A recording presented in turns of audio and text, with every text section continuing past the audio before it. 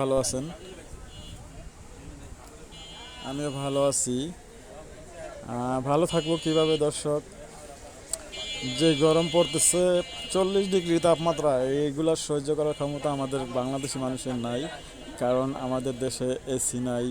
যে তাপমাত্রা এত হলে একটু এসির ভিতরে যায়া রেস্ট করবে, শরীরটা ঠান্ডা হয়ে যাবে। তো বিগত 10 বছরের ভিতরে মনে হয় যে আজকে যেই তাপমাত্রা হচ্ছে, এত তাপমাত্রা কখনো দেখি নাই বিগত 10 বছরের ভিতরে।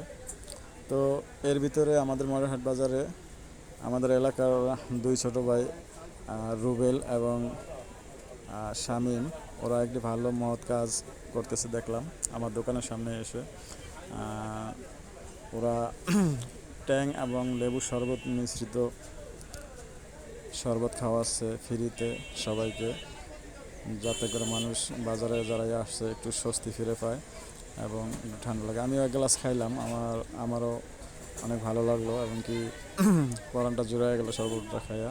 ওদের জন্য দোয়া ও ভালোবাসা রইল। আপনারা সবাই দোয়া করবেন। আসসালামু আলাইকুম।